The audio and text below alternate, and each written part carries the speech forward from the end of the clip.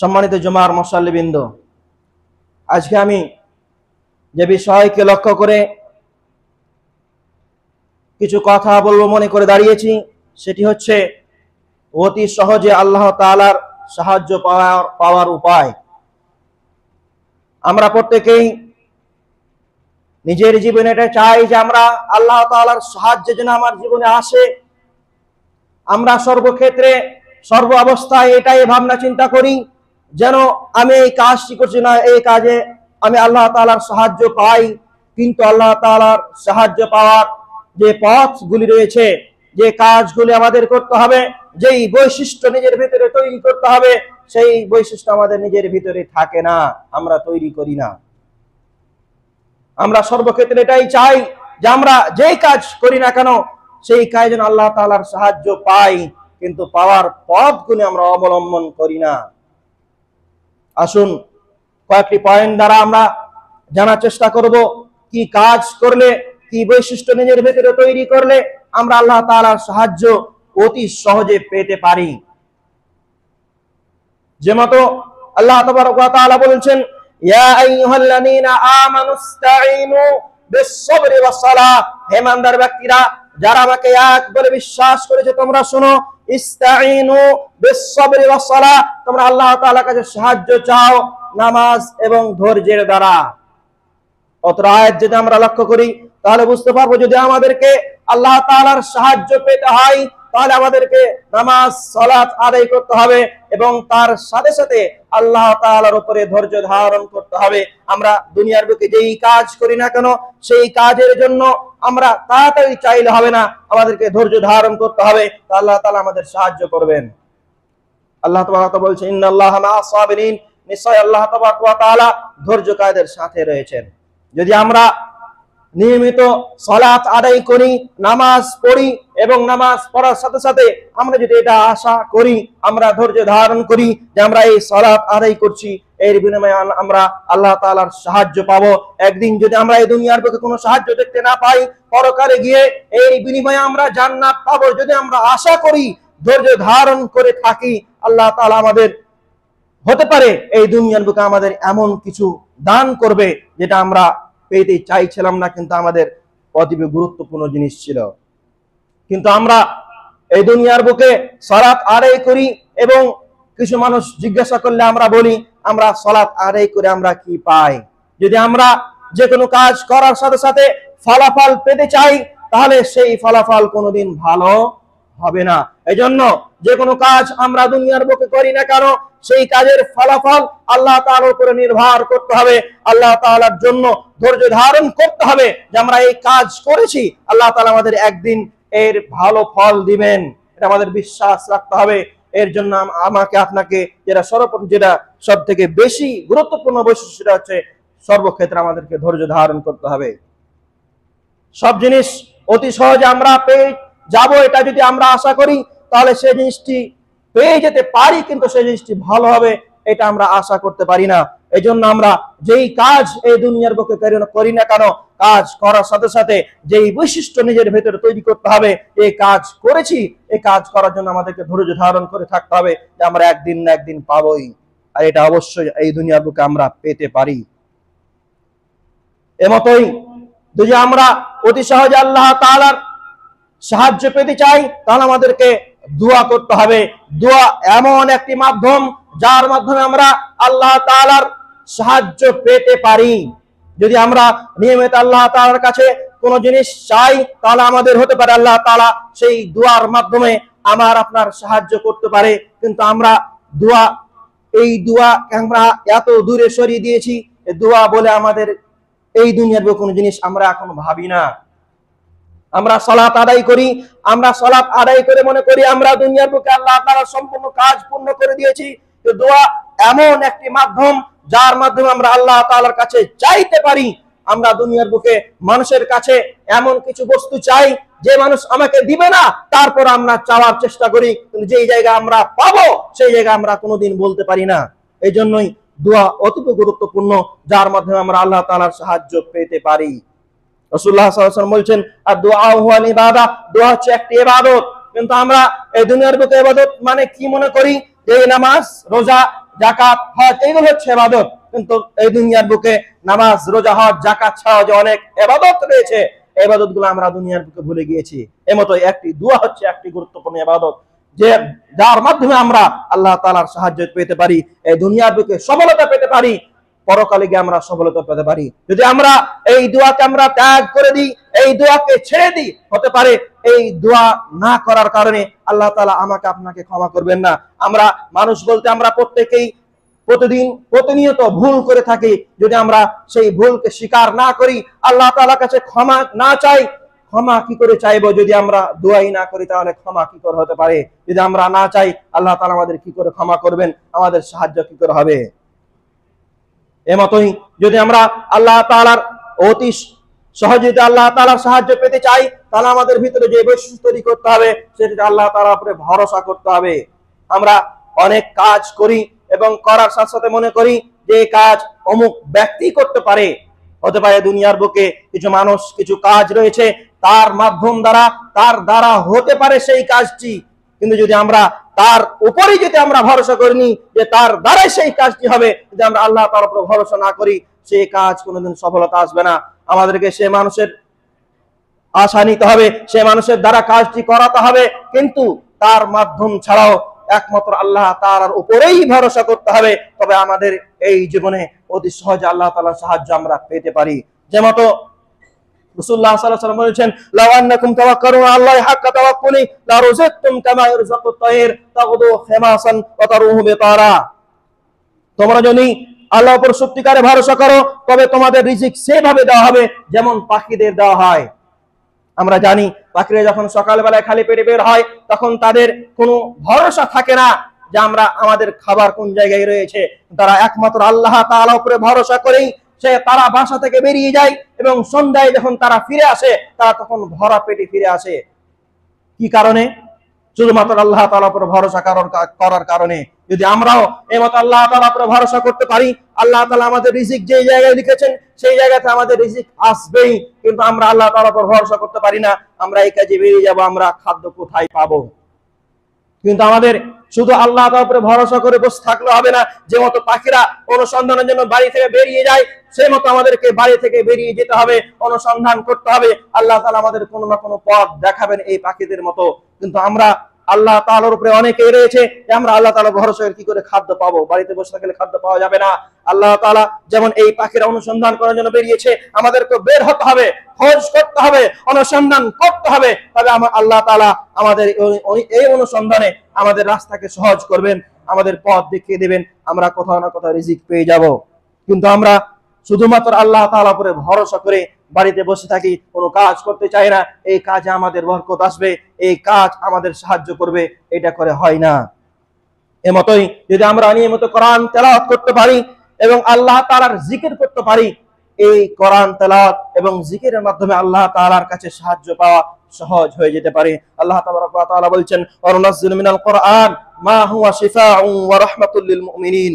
আমি কোরআনকে নাযিল করেছি যাতে রয়েছে শিক্ষা ও রহমত, শিফা ও রহমত। যদি আমরা কোরআনকে প্রতিনিয়ত পড়তে পারি, তাহলে এই কোরআনের দ্বারাই আমরা শিফা পেতে পারি, এই কোরআনের মাধ্যমে আমরা রহমত পেতে পারি। যদি আমরা আল্লাহ তাআলার রহমত পেয়ে যাই, তাহলে আমাদের এই দুনিয়া আর কোনো জিনিসের চাওয়া থাকবে না। আমরা দুনিয়ার বুকে শুধু খাদ্য রিজিক নিয়ে, টাকা নিয়ে আমরা দুনিয়ার বুকে কেন ছোটবেলা করি? এই জন্য যে আমাদের উপরে আল্লাহ তাআলার রহমত উঠে গিয়েছে। যদি আমরা প্রতিনিয়ত সকাল সন্ধ্যা আল্লাহ তাআলার এই পবিত্র কোরআন, পবিত্র গ্রন্থ যদি আমরা তেলাওয়াত করতে পারি, আমাদের উপরে যদি আল্লাহ তাআলার রহমত হয়, তাহলে আমাদের এই দুনিয়ার বুকে আর ছোটাছুটি করার প্রয়োজন হবে না। কিন্তু আমরা এই কোরআনকে এত দূরে সরিয়ে দিয়েছি, এই কোরআনকে শুধু আমরা বাড়ির সৌন্দর্য মনে করে, ঘরের সৌন্দর্য মনে করে আমরা ঘরের টাকে সাজিয়ে রেখে দিই, কোনোদিন খোলার আমাদের সুযোগ হয় না। যদি কিছু ব্যক্তি কোরআন খুলে, তাহলে খোলার সাথে সাথে এমন কিছু কাজ পড়ে যায় সে খোলার তার ক্ষমতা হয় না। আমাদের প্রতিনিয়ত একটা সময় তৈরি করতে হবে, যেই সময়ে এই কোরআনকে তেলাওয়াত করার চেষ্টা করতে হবে, তেলাওয়াত করার সাথে সাথে সেই কোরআনকে বোঝার চেষ্টা করতে হবে। আমরা অনেকেই এই কোরআন তো তেলাওয়াত করি, কিন্তু কোরআনে কি বলেছে, কি আদেশ দিয়েছে, আমরা শুধু মানুষের মুখ থেকে শুনে আমল করার চেষ্টা করি, কিন্তু আমরা নিজেই কোনোদিন সেই কোরআনকে বোঝার চেষ্টা করি না যে কি করে আমরা এই দুনিয়ার বুকে নিজের জীবনকে অতিবাহিত করব।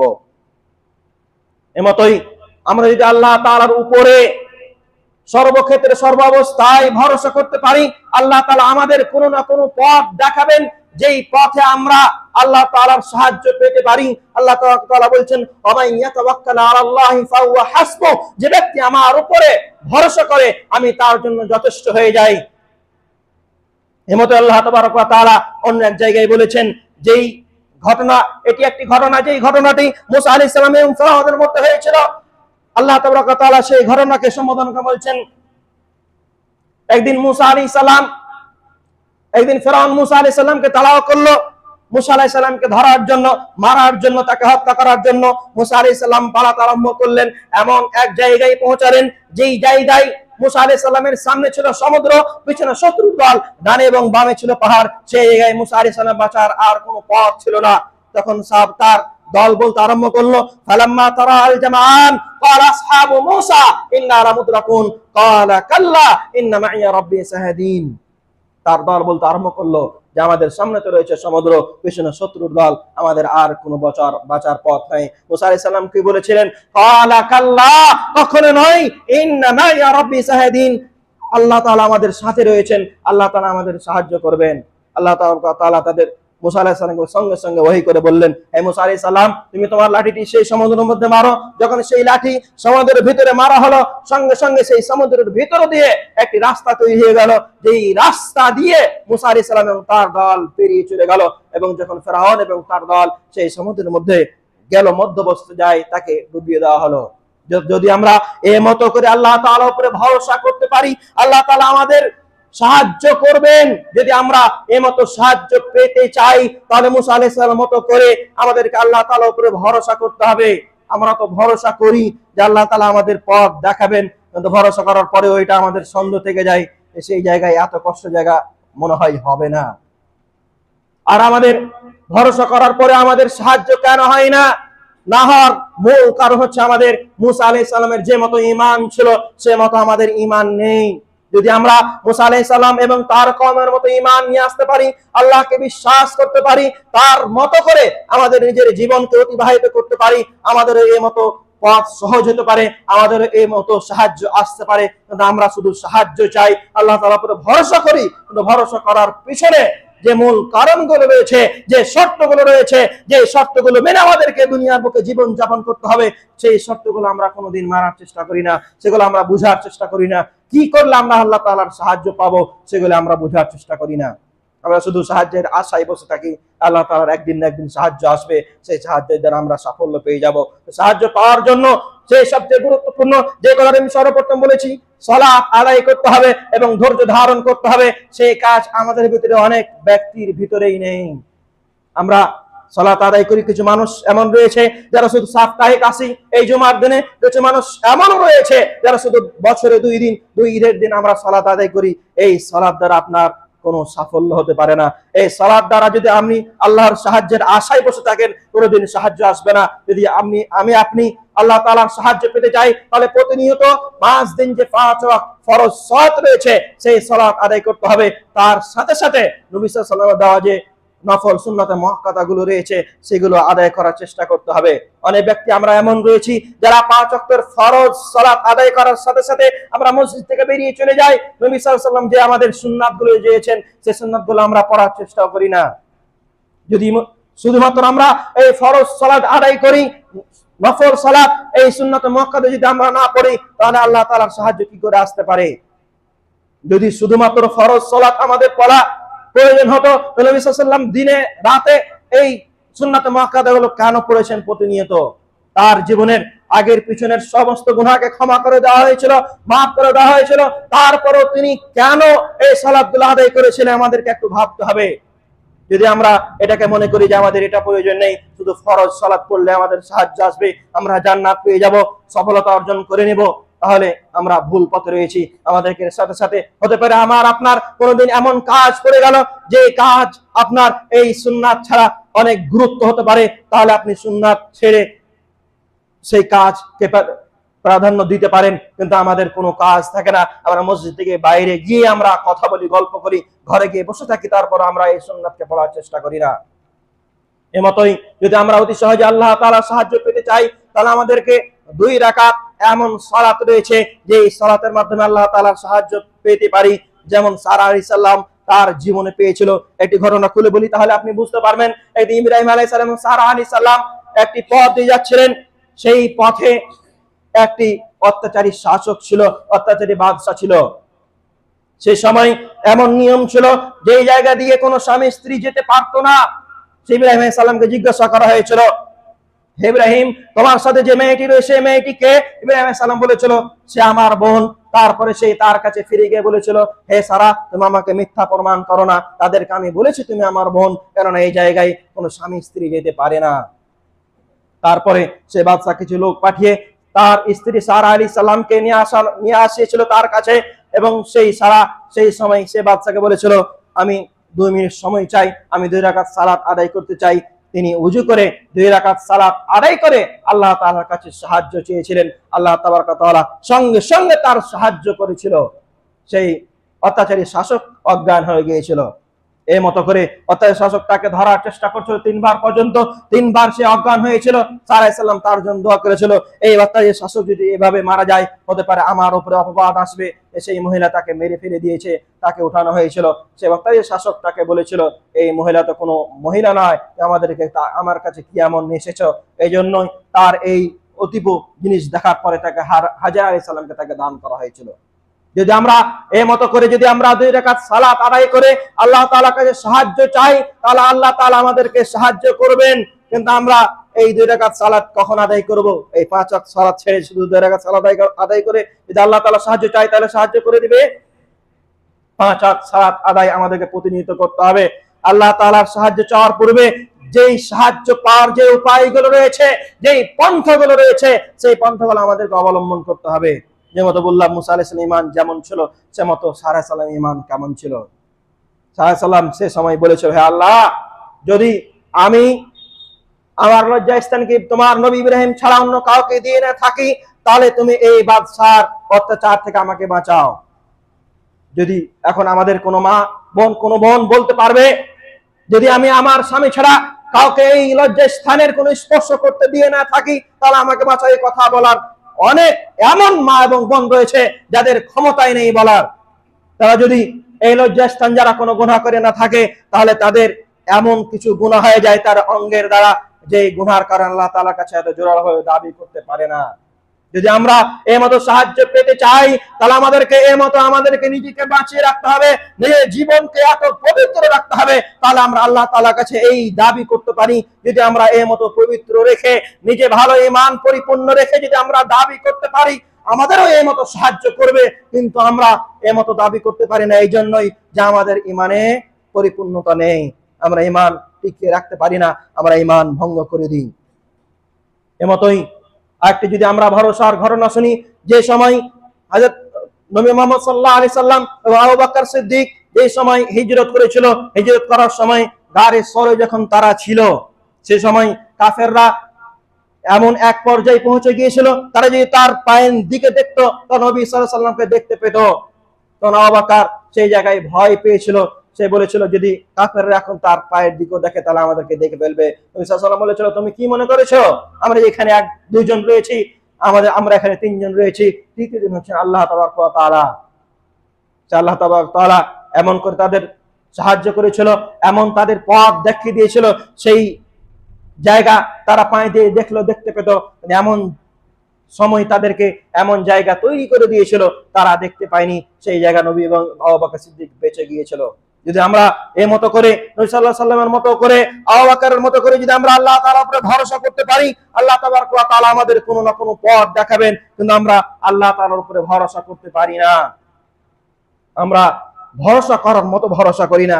ভরসা করার পরেও আমরা এটা মনে আমাদের আশঙ্কা থেকে যায় যে আমাদের সাহায্য করবেন কি করবেন না। এমতো করে যদি আমরা আল্লাহ তাআলার জিকির বেশি বেশি করে করতে পারি, আল্লাহ তাবারক ওয়া তাআলা আমাদেরকে সহজে আল্লাহ তাবারক ওয়া তাআলা সাহায্য করবেন। নবী সাল্লাল্লাহু আলাইহি ওয়াসাল্লাম বলেছেন, আলা আখবিরুকুম বিখাইরি আমালিকুম যিকরুল্লাহি তাআলা, আমি কি তোমাদের এমন আমল বলবো না তোমাদের জন্য শ্রেষ্ঠ আমল তা হচ্ছে আল্লাহ তাআলার জিকির। সাহাবা کرام এর মধ্যখানে কিছু কথা রয়েছে, যে সাহাবা کرام তাকে জিজ্ঞাসা করেছিল, হে নবী সাল্লাল্লাহু আলাইহি ওয়াসাল্লাম আমাদেরকে বলে দিন কি এমন আমল রয়েছে যা দ্বারা আমরা আল্লাহ তাআলার সাহায্য পেতে পারি। তখন রাসূলুল্লাহ সাল্লাল্লাহু আলাইহি ওয়াসাল্লাম বলছেন যিকরুল্লাহ তাআলা, আল্লাহ তাআলার জিকির। যদি আমরা প্রতিনিয়ত আল্লাহ তাআলার জিকির করে থাকি, জিকির মানে আমরা এটা আবার মনে করব না যে মতো বাংলাদেশের স্টেজে হয়ে থাকে জিকির, লা ইলাহা ইল্লাল্লাহ শুধু বলা এটা জিকির, এটা জিকির নয়। যে মতো আমরা নামাজের দোয়াগুলো পড়ি, নামাজের পরে যেমন আমরা তাসবিহ তাহলিল করি, এগুলো আল্লাহ তাআলার জিকির। আল্লাহ তাআলা যতগুলো আমাদেরকে দোয়া শিখিয়ে দিয়েছেন, সে দোয়াগুলো নিয়মিত পড়া, হাত তুলে নিজে নিজে দোয়া করা, আল্লাহ তাআলাকে সর্বক্ষেত্রে সর্ব অবস্থায় আল্লাহ তাআলার কাছে সাহায্য চাওয়া। আমরা যে কোনো ভুল করি না কেন, ভুল করার পরে আল্লাহ তাআলার কাছে ক্ষমা চাওয়া। যে মতো ক্ষমা চাওয়ার ছোট্ট একটি দোয়া আমরা আস্তাগফিরুল্লাহ বলতে পারি, যে মতো আমরা ক্ষমা চাওয়ার দোয়া, যেটা সবচেয়ে গুরুত্বপূর্ণ দোয়া, যে দোয়াকে নবী সাল্লাল্লাহু আলাইহি ওয়াসাল্লাম সাইয়্যিদুল ইস্তিগফার বলেছেন, সেই দোয়া আমরা প্রতিনিয়ত যদি আমরা পড়তে পারি, আল্লাহ তাআলা আমাদের সাহায্য করবেন। সেই দোয়াটি যদি যাদের আমাদের মুখস্থ রয়েছে, তারা আমরা যদি প্রতিনিয়ত প্রতি 5 ওয়াক্ত সালাতের পরে যদি আমরা পড়তে পারি, আল্লাহ তাআলা আমাদের সাহায্য করবেন। আমরা ছোট মোটো যাই গুনাহ করি না কেন, সেই গুনাহকে আল্লাহ তাআলা আমাদের ক্ষমা করবেন। যারা আমাদের মুখস্থ নেই, তারা যদি আমরা চেষ্টা করি, তাহলে আমরা অতি সহজে সেই দোয়া মুখস্থ করতে পারি। যদি আমরা দোয়াগুলো মুখস্থ না করতে পারি, সর্বক্ষেত্রে আল্লাহ তাআলা যতগুলো আমাদের দোয়া মুখস্থ রয়েছে, যতগুলো জিকির রয়েছে, সেই জিকিরগুলো যদি আমরা প্রতিনিয়ত করতে পারি, তাহলে আল্লাহ তাবারক ওয়া তাআলা আমাদের সাহায্য করবেন, এটা আমরা আশা করতে পারি। এমতো যদি আমরা আল্লাহ তাআলার অতি সহজে সাহায্য পেতে চাই, তাহলে আমাদের অন্য ব্যক্তিদের আমাদের সাহায্য করতে হবে। আমরা যদি কোনো ব্যক্তির সাহায্য করি, আল্লাহ তাআলা তার বিনিময়ে আমাদের সাহায্য করবেন। কিন্তু আমরা দুনিয়ার বুকে এটা মনে করি যে আমরা তার সাহায্য করব, সে আমার কি উপকার করবে। আমরা যার সাহায্য করি তার কাছ থেকে কিছু পেতে চাই, কিন্তু আমরা আল্লাহ তাআলার কাছে পেতে চাই না। আমাদের মধ্যে অনেক এমন ব্যক্তি রয়েছে যে সাহায্যের হকদার, যে সাহায্য পায়, সাহায্য পেতে পারে, আমরা সাহায্য করতেও পারি, এমন কিছু ব্যক্তি রয়েছে সাহায্য করতে পারার ক্ষমতা থাকার পরে আমরা তিনার সাহায্য করি না। কেন? তার কাছে আমরা কিছু পাবো না। আমরা এই দুনিয়ার বুকে কিছু আশা করি। আমরা এই দুনিয়ার বুকে কিছু আশা না করে পরকালে যদি আল্লাহ তাআলার কাছে আশা করি যে আমি তার সাহায্য করলাম, এই সাহায্যের বিনিময়ে আল্লাহ তাআলার কাছে ফল নিব, আল্লাহ তাআলার কাছে আমি কিছু চাই, হতে পারে আল্লাহ তাআলা তাই সেই সাহায্যের বিনিময়ে আপনাকে অনেক বড় কিছু দান করতে পারে। কিন্তু আমরা তার উপরে ভরসা করতে পারি না। আমরা সাহায্য করি এটা মনে করে তার কাছে কিছু পাবো। আমরা এমন ব্যক্তির সাহায্য করি যার কাছে পরে কিছু পেতে পারি। রাসূলুল্লাহ সাল্লাল্লাহু আলাইহি ওয়াসাল্লাম বলছেন, আল্লাহু ফি আউনিল আবদ মা কানা আল আবদু ফি আউনি আখি। বান্দা যতক্ষণ তার ভাইয়ের সাহায্যে থাকে, ততক্ষণ আল্লাহ তাআলা তার সাহায্যে থাকেন। আমরা যদি বান্দাদের কোনো ভাইয়ের, সেই ইসলামী ভাই হতে পারে, নিজস্ব ভাই হতে পারে, সেই ভাইয়ের যদি আমরা যতটুকু আমাদের ক্ষমতা রয়েছে, যে মতো ক্ষমতা রয়েছে, টাকার বিনিময়ে হতে পারে, কথার মাধ্যমে হতে পারে, চলার মাধ্যমে হতে পারে, তার যদি আমরা সাহায্য করতে পারি, আল্লাহ তাবারক ওয়া তাআলা আমাদের সাহায্য করে থাকেন। যদি যখন আমরা তার সাহায্য থেকে আমরা দূরে সরে যাব, আমাদের হতে পারে অনেক ব্যক্তি টাকা রয়েছে, টাকার দ্বারা সাহায্য করতে পারে, অনেক ব্যক্তি মুখের ভাষার মাধ্যমে তার সাহায্য করতে, তাকে পথ দেখাতে পারে, এই পথে চললে এই পাওয়া যায়। যদি আমরা এই মতো সাহায্য করে থাকি, আবার আল্লাহ তাবারক ওয়া তাআলা আমাদের সাহায্য করবেন। যখন আমরা এই সাহায্যকে আমরা এড়িয়ে চলবো, এই ব্যক্তি আমার কেউ লাগে না, এই ব্যক্তি কেন আমি সাহায্য করব, তার কাছে আমি কোনোদিন কিছু পাই না, যদি আমাদের এই মনোভাবনা থাকে, আমরা যদি এটা আমরা ভাবি, তাহলে আমাদের কোনোদিন সাহায্য হতে পারি না। যদি আমরা কিছু ঘটনা দ্বারা আমরা বুঝতে চাই, তাহলে আমরা বুঝতে পারবো যখন বদর যুদ্ধ হয়েছিল, তখন আল্লাহ তাআলা মুসলমানদের কেমন করে সাহায্য করেছিলেন। আমরা জানি বদর যুদ্ধে মুসলমানের সংখ্যা ছিল 313 জন এবং কাফেরদের সংখ্যা ছিল 1000। তারপরও মুসলমান জয় হয়েছিল, বিজয় হয়েছিল। কেন হয়েছিল? তাদের ঈমান পরিপূর্ণ ছিল, তাদের ভরসা আল্লাহ রাব্বুল আলামিনের উপরেই ছিল। তাদের নিয়ত এমন ছিল যে তারা যুদ্ধে বিজয় হয়ে ফিরবে। তারা এই জন্যই আল্লাহ তাআলার পথে যুদ্ধ করেছিল। এখন আমরা যদি 10 জন থাকি, একজন কোন হিন্দু যদি আমাদের প্রতিবাদ করে, আমরা সেখান থেকে এড়িয়ে চলে যাই। আমাদের ভরসা নেই, আমরা মনে করি তার কাছে অনেক কিছু রয়েছে, কি করে পারবো। কিন্তু সেই সময় মুসলমানদের কাছে অনেক কিছু ছিল না, তারপরে সেই জায়গায় বিজয় হয়েছিল। আল্লাহ তাআলা সাহায্য করেছিলেন 1000 ফেরেশতা দিয়ে। আমরা এখন মনে করি এখন তো কোনো ফেরেশতা আসবে না, কেমন করে আসবে? আপনার ঈমান কি সেই সাহাবাদের মতো ঈমান রয়েছে? আমরা মনে করি আমরা এমন ঈমান, এমন পর্যায়ে পৌঁছে গিয়েছি, আল্লাহ তাআলা আমাদের সাহায্য করবেন। কিন্তু যেটা আমরা ভাবি সে মতো আমরা আমল করতে পারি না, যেগুলো আমরা জানি তারপরে আমরা আমল করতে পারি না। যদি আমরা নিজের জীবনকে সেই সাহাবাদের মতো আমরা করতে পারি, হতে পারে আল্লাহ তাবারক ওয়া তাআলা আমাদের এই দুনিয়ার লোকে মতো করে সাহায্য করবেন। আমাদের অনেক ব্যক্তি রয়েছে যারা নিজের জীবনে সাহায্য বুঝতে পারেন, অনেক ব্যক্তি রয়েছে যারা সাহায্য বুঝতে পারেন যে আল্লাহ তাআলা আমাকে এই পথ দেখিয়েছে। তাকে জিজ্ঞাসা করবেন, কোন ব্যক্তি এমন থাকলে তাকে জিজ্ঞাসা করবেন কেন হয়েছে, তার ঈমান কতটুকু পরিপূর্ণ রয়েছে। আমাদেরকে প্রয়োজন এটাই হবে যে আমরা সর্বক্ষেত্রে সর্বাবস্থায় ঈমান যতটুকু ঈমান সাথ দিবে, ঈমানকে বাঁচিয়ে রাখার সাথে ঈমানকে বাঁচিয়ে রাখার মতো করে এই জীবনকে অতিবাহিত করতে হবে। আমরা আমাদের জীবনে এমন কিছু কাজ আসে যেই কাজ করলে ঈমানে কিছু কমতি আসতে পারে, আমরা সেই কাজকে প্রাধান্য দিয়ে দিই, ঈমানকে আমরা ছেড়ে দিই। এমতই যদি আমরা আল্লাহ তাআলার অতি সহজে সাহায্য পেতে চাই, তাহলে আমাদেরকে কিছু এমন আমল রয়েছে যে আমলের বিনিময়ে আমরা আল্লাহ তাআলার বেশি সাহায্য পেতে পারি, বেশি নেকি পেতে পারি। কাজ ছোট, নেকি বেশি, এমন কিছু আমল রয়েছে, সে আমলগুলি যদি আমরা নিজের জীবনে করতে পারি। যেমন আমাদের সকালে যেটা চাষতের নামাজ বলি, আমরা অনেক মানুষ এমন রয়েছি যারা আমরা ফজর সালাত আদায় করি, আদায় করার পরে আমরা মসজিদে বসেই থাকি, কিন্তু আমরা সেই চাষতের নামাজ আমরা বুঝি না, এই জন্য সেই চাষতের নামাজ আমরা আদায় করতে পারি না। চাষতের নামাজ কখন পড়তে হবে? সূর্য যখন সকালে উঠে যাবে, সূর্য উদয়ের 10 মিনিট পরে সেই চাষতের 2 রাকাত, যে মতো করে আমরা সুন্নাত নামাজ আদায় করি সে মতো করে 2 রাকাত সালাত আদায় করতে হবে। আমরা যাদের আমাদের সকালবেলা কোনো কাজ থাকে না, তারা আমরা ফজর সালাতের পরে সেই জায়গায় বসে আল্লাহ তাআলা জিকির করার চেষ্টা করব। যখন সূর্য উদয় হয়ে যাবে, সূর্য উদয়ের 10 মিনিট পরে আমরা যদি 2 রাকাত সালাত আদায় করতে পারি, আল্লাহ নবী সাল্লাল্লাহু আলাইহি ওয়াসাল্লাম বলছেন যে এই ব্যক্তি এই মতো আমল করতে পারবে, আল্লাহ তাআলা তাকে একটি কবুল হজের সমান নেকি দিবে।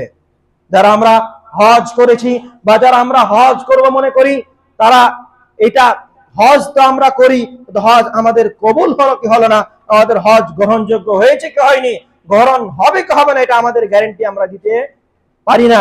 কারণ আমাদের টাকা হালাল রয়েছে, হারাম রয়েছে, কি টাকা আমরা হজ করছি, আমি কি অবস্থায় করলাম, হজের কিছু আরকান রয়েছে, আরকানগুলো আমি পূর্ণ করতে পারলাম কি পারলাম না, সে মতো আমাদের আশঙ্কায় থাকি যে আমার হজটি গ্রহণযোগ্য হলো কি হলো না। কিন্তু এই চাষতের 2 রাকাত নামাজ এমন গুরুত্বপূর্ণ যে আমরা ফজর সালাত আদায়ের পরে সেই জায়গায় বসে আল্লাহ তাআলার জিকির করতে থাকি, এবং সেই চাষতের 2 রাকাত সালাত আদায় করে যদি আমরা বাড়ি ফিরতে পারি, তাহলে আমাদের কবুল হজ, যেটা কবুল হজ, যে হজ নাকি পাওয়া যায় পুরোপুরি, সেই নাকি আমরা পেতে পারি। আমরা টাকা খরচা করে গিয়ে সেই মক্কা মদিনাতে ঘুরে এসে আমাদের হজ কবুল হলো কারণ আমরা বুঝতে পারলাম না, কিন্তু আমরা বাড়িতেই থেকে নিজস্ব গ্রামে নিজস্ব মসজিদে বসে ফজর সালাতের পরে বসে থেকে কিছু সময় দিয়ে যদি 2 রাকাত সালাত আদায় করতে পারি, তাহলে আমরা কবুল হজের সমান নেকি পেতে পারি। এই ছোট সময় একটি আমাকে আপনাকে দিতে হবে, এই সময় আমরা দিলেই এত বড় নেকি পেতে পারি। ইবাদত খুব সহজ, কিন্তু আমাদের যে নেকি রয়েছে অনেক বড় নেকি, কিন্তু আমরা এটা বেশিরভাগ লোক আমরা করতে পারি না। কিছু মানুষ রয়েছে যারা করার চেষ্টা করি, আমরা অনেকেই জানি। এখানে বেশিরভাগ ছাত্র ভাইরা রয়েছে, তারা জানে এই ইবাদত কেমন, ইবাদত করলে এই নেকি পাওয়া যায়, তারা মসজিদে বসে থাকে, কিন্তু তারা সেই সালাত আদায় করার সুযোগ কোনোদিন পায় না, ইচ্ছাই হয় না। মনে ভাবে বা ভাবনা এটা হতে পারে সে সালাত আদায় করলে তিনি আসলেই সে হজ কবুল হজের সমান নেকি পাবো। যদি আমরা এটা ভাবি, তাহলে আমাদের ভুল ধারণা রয়েছে, যা আমরা এখনো এই সালাতকে গুরুত্ব দেইনি। যেদিন আমার আপনার কাজ থাকবে না, যেদিন আমি আপনি মনে করবো এই ফরজ সালাতের পরে আমার আর কোনো কাজ নেই, আধা ঘন্টা 1 ঘন্টা হতে পারে, সব থেকে বেশি সময় দিয়ে বসে থেকে সেই 2 রাকাত সালাত আদায় করে যাওয়ার চেষ্টা করবেন। এমতই অনেক ইবাদত এমন রয়েছে যে কাজ ছোট কিন্তু নেকি অনেক রয়েছে। এমতই যদি আমরা আল্লাহ তাআলার অতি সহজে আল্লাহ তাআলার সাহায্য পেতে চাই, তাহলে আমাদেরকে তাহাজ্জুদের নামাজ পড়তে হবে। তাহাজ্জুদের নামাজ মানে আমরা তো ফরজ সালাত আদায় করি ঠিকমতো, তাহাজ্জুদের নামাজ কি করে আদায় করব? যদি আমরা আল্লাহ তাআলার সাহায্য পেতে চাই, তাহলে আমাদের তাহাজ্জুদের নামাজ আদায় করতে হবে। আমরা যদি দুনিয়ার বুকে এবং পরকালে সফলতা পেতে চাই, তাহলে তাহাজ্জুদ নামাজ ছাড়া কোনদিন জীবনে সফলতা পাওয়া যাবে না। যদি আমরা অনেক ব্যক্তি দেখি তারা সফল হয়ে গিয়েছে, দুনিয়ার বুকে শুধু কিছু সফলতা পেয়েছে, সেই সফলতা বেশি দিন টিকবে না। যদি আমরা আসলেই সফলতা পেতে চাই, তাহলে আমাদেরকে এই তাহাজ্জুদের নামাজ পড়তেই হবে। আমাদের এখন রাত অনেক বড় হয়েছে, আমাদের যারা গ্রাম্য মানুষ আমরা অতি তাড়াতাড়ি ঘুমিয়ে যাই, কিন্তু ঘুমিয়ে গিয়েও আমরা রাত্রে যদি জেগে হয়ে যায় তারপর আমরা মসজিদে আমাদের আসার সুযোগ হয় না। যদি মসজিদে আসতে ভয় মনে হয় তাহলে সেই ঘরে, যেই ঘরে আপনি থাকেন সেই ঘরেই উজু করে 2 রাকাত সালাত আদায় করে আল্লাহ তাআলার কাছে দোয়া করার চেষ্টা করবেন। আল্লাহ তাআলা অতি সহজে আল্লাহ তাআলা আপনার সাহায্য করবেন, এটা আমরা আশাবাদী। কিন্তু আমরা এই নামাজকে আমরা পড়তে পারবো? আমরা কতজন আছি যে এই তাহাজ্জুদ নামাজ পড়ার চেষ্টা করি? শুধু অর্ধেক রাতে শুধু এই নামাজকে পড়তে হবে এটা নয়, ফজরের আধা ঘন্টা পূর্বে আসার চেষ্টা করুন। যতক্ষণ না ফজরের আযান হয়ে যায় তার কিছুক্ষণ পূর্বে আসার চেষ্টা করুন, 2 রাকাত সালাত আদায় করুন, আল্লাহ তাআলার কাছে চাওয়ার চেষ্টা করুন। কিছুদিন চেয়ে দেখেন, দেখবেন কিছু না কিছু পরিবর্তন আপনার জীবনে এসেছে। যদি আপনি সফলতা পেতেই আপনি সফলতা পাবো, এই দুনিয়ার বুকে আমাকে সফলতা লাগবে, পরকালে আমাকে আপনাকে জান্নাত লাগবে, তাহলে এই তাহাজ্জুদ আমাকে আপনাকে পড়তেই হবে, নচেত সফলতা খুব কঠিন হয়ে যাবে। অনেকগুলো কথা বললাম, যেমন যদি আমরা আল্লাহ তাআলার সফলতা পেতে চাই, আল্লাহ তাআলার অতি সহজে আল্লাহ তাআলার সাহায্য পেতে চাই, তাহলে আমাদেরকে নামাজ প্রতিনিয়ত পড়তে হবে, ধৈর্য ধারণ করতে হবে, সেই মতো আমাদেরকে আল্লাহ তাআলার উপরে ভরসা করতে হবে। এমতো কিছু এমন গুরুত্বপূর্ণ 2 রাকাত সালাত রয়েছে যেটা শুধুমাত্র সাহায্য পাওয়ার জন্য পড়া হয়, সেটা নিয়ত করে সাহায্য পাওয়ার আশায় 2 রাকাত সালাত আদায় করে আল্লাহ তাআলার কাছে সাহায্য চাইলে আমরা অতি সহজে সাহায্য পেতে পারি। এমতই যেমন আমরা শুনলাম চাষতের নামাজ 2 রাকাত যদি আমরা সূর্যোদয়ের পরে যদি আমরা পড়তে পারি তাহলে আমাদের হজ কবুল, হজের সওয়াব আমরা নেকি পেতে পারি। এই ইবাদতগুলো ছোট, অনেক ছোট, কিন্তু আমাদের নেকি অনেক বেশি রয়েছে, অতি সহজে আল্লাহ তাআলার বেশি নেকি, বেশি সাহায্য আমরা পেতে পারি। এমতই যারা আল্লাহ তাআলার উপরে আল্লাহ তাআলাকে ভয় করে চলবে তারা আল্লাহ তাআলার অতি সহজে সাহায্য পেতে পারে। আল্লাহ তাআলা বলছেন ওয়া ইয়াত্তাকিল্লাহ ইয়াজআল লাহু মাখরাজা, যে আল্লাহকে ভয় করে তিনি তার জন্য বের হওয়ার পথ তৈরি করবেন। ওয়া ইয়ারযুকহু মিন হাইযু লা ইয়াহতাসিব, যে জায়গা থেকে সে কল্পনা করে না সেই জায়গা থেকে তাকে আল্লাহ তাআলা রিজিক দান করবেন। যেমন আমি পূর্বে বলেছিলাম, পাখিরা কোনোদিন আশা করে না যে আমার খাবার সেই জায়গায় রয়েছে, তারা বেরিয়ে যায় এবং কোনো না কোনো জায়গায় সেই খাদ্য পেয়ে যায়। সেমতো যদি আমরা আল্লাহ তাআলাকে যথাযথ ভয় করে চলতে পারি, আল্লাহ তাআলা আমাদের কোনো না কোনো পথ দেখাবেন, যে এই পথের মাধ্যমে আমাদের রিজিকের কোনোদিন কষ্ট আসবে না, আমরা রিজিক কোথাও না কোথাও থেকে পেয়ে যাব।